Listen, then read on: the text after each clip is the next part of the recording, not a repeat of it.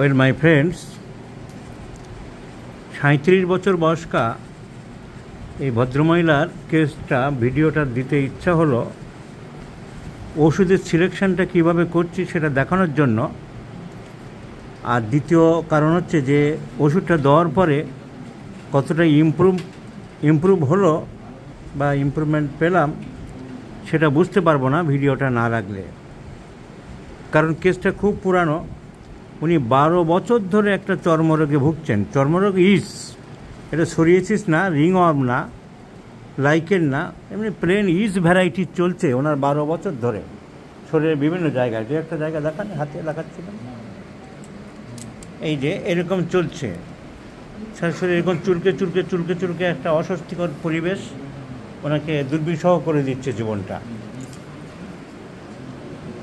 এরকমভাবে চুলকাচ্ছে 12 বছর ধরে, এরকম চলছে, কমা বাড়া হচ্ছে। পায়ে আছে নাকি? পায়েও আছে, আর এখানে ওখানে আছে মোট কথা। এই হাতেই দেখা গেল, আর এখানে ওখানে শরীরের ভিতরের দিকে আছে। এইটা হলো ওনার সমস্যা। এই সমস্যার জন্য ভদ্রমহিলা এসছেন। তো itching here and there for last 10 to 12 years. আমরা খুব ভালোভাবে জিজ্ঞাসা করে কোনো স্পেসিফিক মডালিটি পেলাম না। যে জুনিয়র চিকিৎসক লিখেছে সেও অ্যাগ্রাভেশন জিজ্ঞাসার চিহ্ন দিয়ে রেখেছে, অ্যামিউলেশন জিজ্ঞাসার চিহ্ন দিয়ে রেখেছে।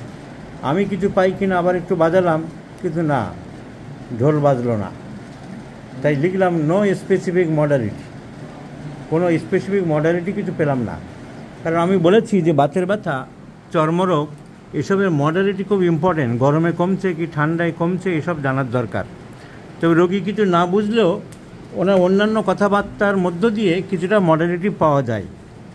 যেমন ওনার চান করার পরে জল লাগলে বাড়ে, এটা একটা মডালিটি পাওয়া গেল। অ্যাগ্রাভেট ওয়াটার কন্ট্যাক্ট, এটাই তো বলেছ, জল লাগলে চান করার পরে চিরবির চিরবির করে একটু। আর চুলকানি, জ্বালা, ব্যথা, এই 3টে সিমটম আমরা জিজ্ঞাসা করি।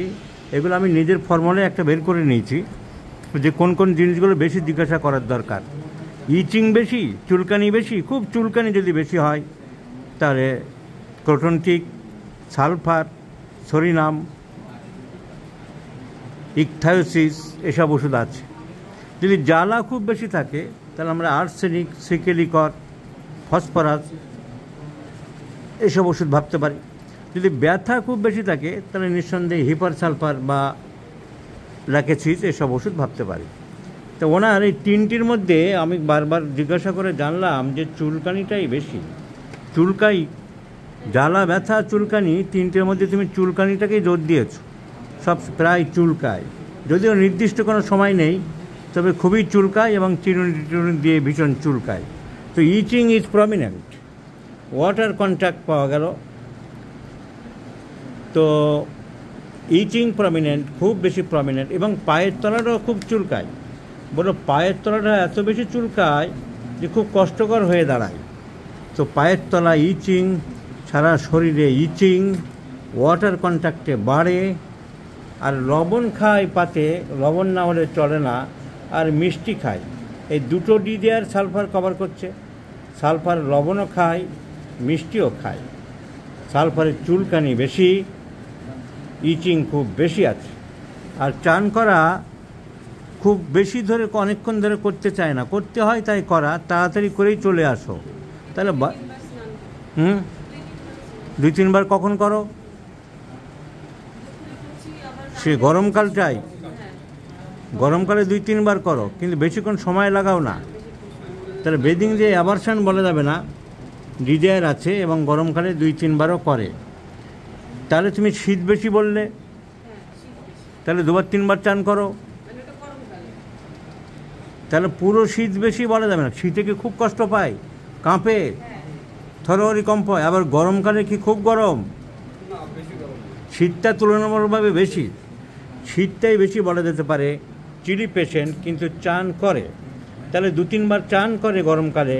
লবণটা না হলে চলেই না।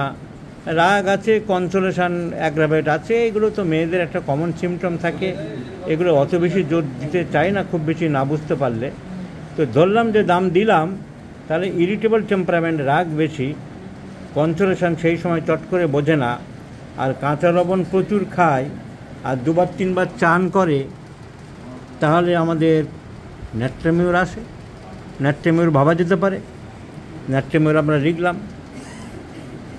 আর সালফার ভাবা যেতে পারে, কারণ চুলকানিটা খুব বেশি, অসহ্য চুলকানি, লবণ খায়, মিষ্টিও খায়,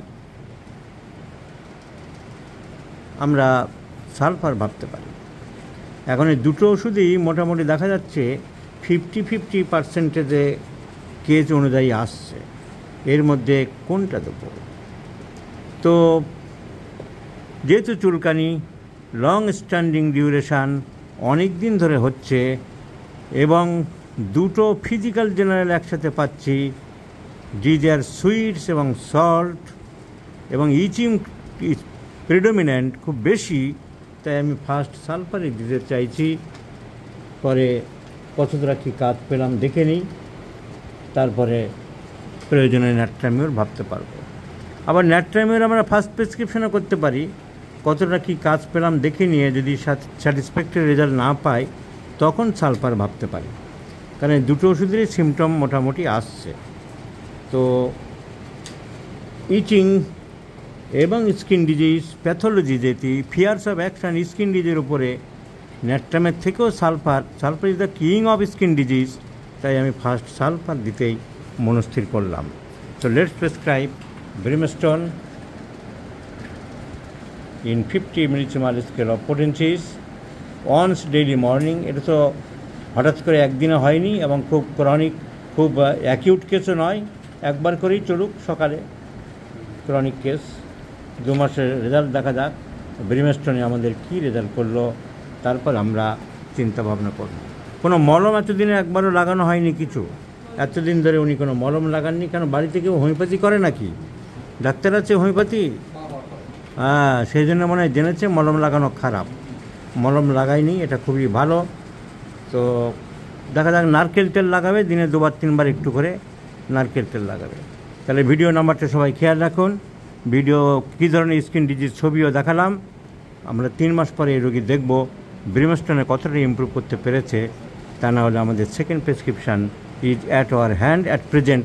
আবার এইটাই নয় যে পরের বারে আমরা ন্যাট্রামিউর দেবই, কারণ একটা ওষুধ পড়ার পরে সিমটম কিন্তু ডিভিয়েট হতে পারে, সিমটম মডিফাই হতে পারে। দেখা গেলো যে সালফার কিছুটা কাজ করলো, পরে অন্য ওষুধের ইন্ডিকেট করে দিয়ে গেল। এই না সে আগেকার দিনের মতো যে কোনো কলেজের প্রিন্সিপাল সে নিজের ইচ্ছা মতো একজনকে পরে প্রিন্সিপাল করে দিয়ে গেল বা রাজার ছেলে রাজা হলো, তা নয়। অবস্থা এবং পরিবেশ অনুযায়ী চেঞ্জ হতে পারে, কারো ইচ্ছা মতো সব হয় না। তাই ন্যাট্রামিউর যে পরের বার হবেই তাও বলতে পারে না।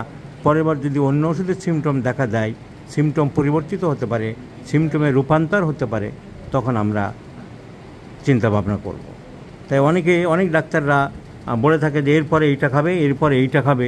এটা কিন্তু সবসময় সঠিকভাবে প্রযোজ্য নাও হতে পারে, কারণ একটা ওষুধ পড়ার পরে তার পরিবর্তিত রূপ কী হবে আমরা আগের থেকে বলতে পারি না।